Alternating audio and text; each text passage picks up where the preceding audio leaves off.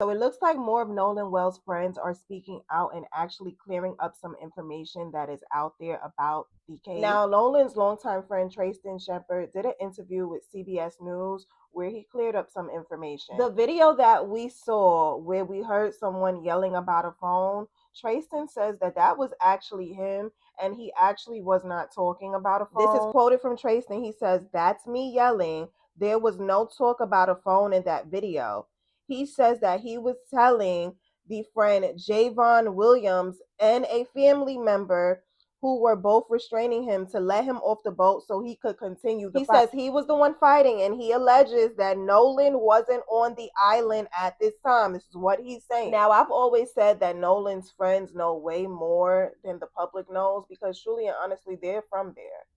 They probably know exactly what happened. Trayston says that the altercation was between him and another man and a stranger who allegedly started a fight with him. He said that he and his group of friends, which included Nolan, had been drinking alcohol since late in the morning after multiple boats, which contained all of the friends, arrived on the island. And just like when Nolan's dad said, this was an outing that had planned to be one last hurrah before either returning to school or work. He also said there were about 300 people on the island that day. He says later on in the day, after being told that the boat needed to return to shore due to an electrical issue, he said that Nolan wanted to stay behind because he had met a girl and would return on another friend's boat. So they all are consistent when saying that he stayed behind with this girl and would return back on somebody else's boat. Now, there is this viral picture going around with Nolan at a pool party. Trayston says that this did not take place on July 5th.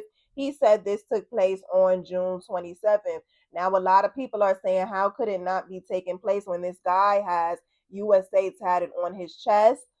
But the friends are saying this did not take place on July 5th. I don't know who to believe. I want to believe the friends because, again, they are from there. Trayston says that investigators from the Jackson County Sheriff's Department talked to him and his group of friends on Monday and on Friday, and he gave an official statement. He said he is upset by the suggestion from Attorney Crump that race may have played a role in Nolan's death.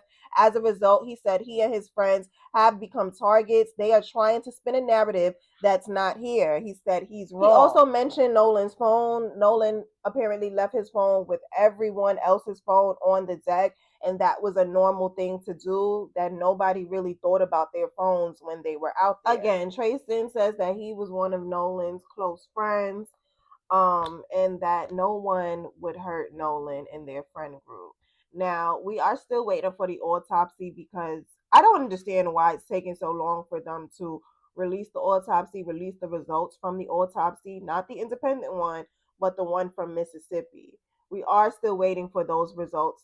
They are saying that they believe it was a drowning, but there are no autopsies. A lot of Nolan's friends are speaking out, his black friends, but the missing piece is what his white friends know. They were the ones with him, the last ones with him. So I'm just ready to hear from them. I'm still praying for justice for Nolan, and we not taking foot off of necks so that his family can get the justice that they deserve, the answers that they deserve.